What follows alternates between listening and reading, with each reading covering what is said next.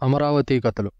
శంకరమంచి సత్యం గారు రచించిన అమరావతి కథలు అనే పుస్తకంలో నుంచి మనం ఒక్కొక్క కథని ఒక్కొక్క వీడియోలాగా మార్చుకుందాం మన యూట్యూబ్ ఛానల్లో.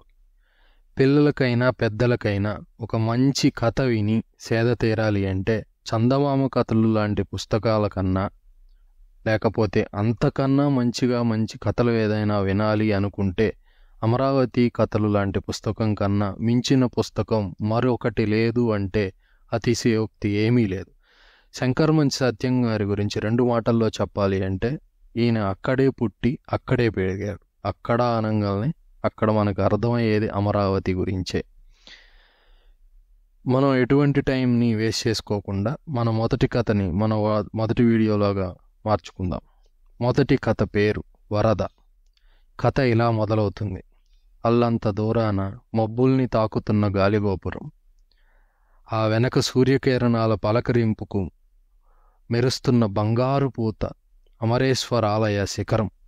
ఎత్తైన ఆ శిఖరాన్ని చుట్టుతూ ఎన్నో ఆలయాలు, ఎన్నెన్నో శిఖరాలు. తూర్పున వైకుంఠపురం కొండ, దక్షిణాన పాడుబడ్డ బౌద్ధ స్తూపాలు, పడమట ఈనాడు దెబ్బగా మారిన అల్లప్పటి శాతవాహనుల రాజధాని ధాన్యకటకం, ఉత్తరాన ఆ స్తూపాల్ని, ఆ దిబ్బల్ని, వాటి మధ్య ఉండే ప్రజల్ని, ఆ ఊర్ని వడ్డాణంలా చుట్టి గలగలా పారుతున్న కృష్ణానది. అద్గది అమరావతి. ఒకనాడు గుర్రాలు, రథాలు తిరుగుతుండగా సైనిక విన్యాసాలు జరిగిన ఆ రాజవీధిలో ఇవాళ కుక్కలు, గాడిదలు, మేత దండగని ఊరి మీద తోలేసిన సాంబయ్య గారి ముసలి ఎద్దు నీరసంగా తిరుగుతున్నాయి. రత్నాలు, రాసులు, ముత్యాలు మూటలు బళ్ళకెత్తుకు నడిపించిన ఆ వీధిలో ఇవాళ పొట్టు బస్తాలు లాగుడు బండి మీద తొయ్యలేక తోస్తున్నారు. అంత పెద్ద వీధి ఎవరు ఊడ్చి శుభ్రం చేస్తారు? ఎవరిళ్ల ముందు వాళ్ళు ఊడ్చుకొని కళ్ళాపు చల్లుకొని కసువంతా నడిబజారులో పోస్తారు. ఆ కసువు కుప్పల మీద కుక్కలు ముడుచుకు పడుకుంటే ఇంకో పక్క కోళ్ళు, కోడి పిల్లలు ముక్కులతో కెలుకుతూ ఉంటాయి. ఒకనాడు బేరీలు మోగిచ్చే ఉత్తర గాలిగోపురం పిచ్చి సూరిగాడు పీలికలు కాళ్ల నిండా చుట్టుకొని గంజాయి దమ్ములాగుతున్నాడు. ఆ విశాల వటవృక్షాల కింద ఒకనాడు శ్రవణ పర్వంగా వేదగానం వినిపిస్తే ఇవాళ నా కొడక నా ముక్కు కడ్డొచ్చావు కదరా అంటూ పేకాట జోరుగా సాగుతుంది. బౌద్ధ విశ్వవిద్యాలయంలో కొన్ని వేల మంది దేశ విదేశీ విద్యార్థులకు జ్ఞానోపదేశం చేసిన చోట దెబ్బలు, ఒట్టి దెబ్బలు కనిపిస్తున్నాయి. దిగులుగా ఉన్న ఆ దెబ్బల మీద పందులు తిరుగుతున్నాయి. వాటిని ఆదలిస్తున్న వడ్డీరోళ్ల పోరగాళ్లు కనిపిస్తున్నారు. కృష్ణకి నీళ్లకెళ్తున్న ఓ పడుచుపిల్ల ముత్యాల కాలిపట్టి జారిపోతే కంగారెందుకులే అనుకొని ఆ పిల్ల కృష్ణలో నీళ్లు ముంచుకొని ఆ బిందె ఇంట్లో పెట్టి తిరిగి వస్తే ఆ ముత్యాల పట్టి అక్కడే భద్రంగా ఉండగా కాలికి తగిలించుకొని గుణగుణ వెళ్ళిపోయిందట. ఇవాళ కృష్ణకి నీళ్ళకి వెళ్తున్న చాలామంది ఆడపిల్లల కాళ్ళ పట్టీలు లేవు, అయినా గుణగుణ నడిచిపోతూనే ఉన్నారు.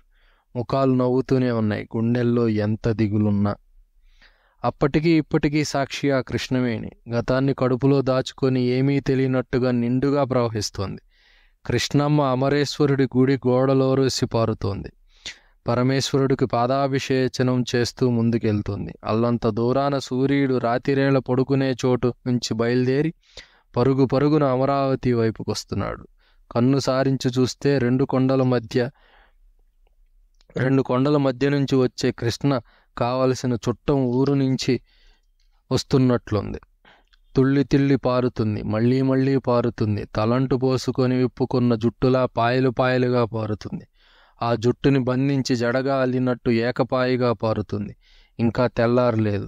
దొడ్డల్లో హోరు, ఊళ్ళో హోరు ఉన్నట్టుండి కృష్ణ పొంగింది. రాత్రికి రాత్రి వరదొచ్చింది, ప్రళయంగా పొంగింది. ఆ మసక వెల్తూర్లో కృష్ణ గర్జిస్తూ ఇంకా పొంగుతుంది. దొడ్లలో నడుమెత్తు నీళ్లు వచ్చేశాయి. జనం గోల, హడావిడి, తోపులాటలు, మట్టి గోడలు విరిగిపడుతున్నాయి. గుడిపక్క వీధిలో ఉన్న ఇళ్లంతా, ఎత్తుమీద ఉన్న దొడ్లో సామానంతా రాత్రికి రాత్రి కృష్ణలో కలిసిపోయింది. పల్లపీది 3 వంతులు మునిగిపోయింది. మిట్ట మీదకు నీళ్ళెక్కుతున్నాయి. యానాదులు గుడిసెలు ఎగిరిపోయాయి. కొట్టాల్లో పశువులు కట్టుగొయ్యలతో సహా కృష్ణలో కలిసిపోయాయి. రేవులో పడవలు గల్లంతు, లాంచీలో లంగర్లేసుకొని ఎటో పడిపోయాయి. తెలతెలవారుతుంటే కృష్ణమ్మ ప్రళయ రూపం కనిపించింది. ఆ భూమిని మింగేద్దామన్నంత కోపంతో పొంగుతోంది. అవతలొడ్డు కానబడటం లేదు. ఎదురుగా జలసముద్రం, ఎగిరెగిరి పడుతున్న అలలు, ఆ మహాప్రవాహం మధ్యలో కొట్టుకుపోతున్న ఇళ్ల కప్పులు. క్షణంలో ఓ కప్పు నీళ్లలో కలిసిపోయింది. మోరలెత్తి అంబా అని అరుస్తున్న పశువులు కొట్టుకుపోతున్నాయి. మొరలు మునిగిపోతున్నాయి. ఆ ఒడిలో కొమ్ములు మునిగిపోతున్నాయి. కొట్టుకొస్తున్న దొంగలు కలప ఓ దొంగ మీద ఊరకొక్కొక్కటిక దీనంగా మురుగుతోంది రక్షించమని. ఆ వేగానికి దొంగ మెలికలు తిరుగుతుంటే తను గిరగిరా తిరుగుతూ కాళ్ల నిలదొక్కుంటోంది ప్రాణభయంతో ఉన్న కుక్క. అంతలో ప్రవాహం మధ్య నుంచి ఓ మనిషి కేక, దేవుడోయ్ రక్షించండోయ్ అని. గుండెలు చీల్చుకుపోయే కేక. క్షణంలో ఆ కేక దూరమైంది. మనిషి కనిపించలేదు. ఎవరేం చెయ్యలేరు. సాయానికి ఎవరైనా వెళ్తే ఆ వడికి తిరిగి రాలేరు. నిస్సహాయంగా ఆ బీభత్స భయానక దృశ్యాల్ని చూస్తున్నారు. ఒడ్డును నుంచున్న జనమంతా. అందరికీ గుండెల్లో భయం. ఇళ్ల ముందుకు నీళ్లు రావడంతో పిల్లలంతా కాగితం పడవలాటలాడుకుంటున్నారు. పడవలు వేసి పెట్టమని పెద్దల్ని వేధిస్తున్నారు. స్కూలు పిల్లలు గోడ మీద బొగ్గు గీతలు గీసి క్షణక్షణం పెరుగుతున్న నీటి మట్టాన్ని కొలుస్తున్నారు. పల్లపీదిలో అర్ధరాత్రి వేళ సంగయ్య ఇంట్లో పసిపిల్లకి తడి తగిలి అదేడిస్తే లేచాడంటయ్యా. అప్పటికే గోడలిరిగే, నీళ్లు తోసుకొచ్చే. పెళ్ళాం పిల్లలు పానాలతో బయటకొచ్చారంట. మిట్ట మీది వెంకటస్వామి ఏకల మందంతా కొట్టుకుపోతుంటే ఏం చేయలేక చూస్తూ నుంచున్నాడంటయ్యా. సాలెపేటలో వరదలో కొట్టుకొచ్చిన పాము ఇంట్లో దూరి సుబ్బయ్యను కరిచిందంట. లంకల్లో మేతకెళ్లిన గొడ్డు పాలేళ్లు ఏమైనారో. ఇంకా భయంకరమైన కథలు చెప్పుకుంటున్నారు. కొందరు ఇల్లాళ్ళు కృష్ణమ్మని శాంతించమని పసుపు కుంకుమ అర్పించి కొబ్బరికాయలు కొడుతున్నారు. పిల్లలు కొబ్బరి ముక్కల కోసం ఎగబడుతున్నారు. ఊరు సొగం మునిగిపోయింది. దొరికిన సామాన్లతో జనమంతా ఊరి మధ్యనున్న మాలక్షమ్మ వారి చెట్టు దగ్గర చేరారు. చంటి పిల్లలకి చెట్లకే ఉయ్యాలలేశారు. 10 గంటల వేళ వరద తగ్గుముఖం పట్టింది.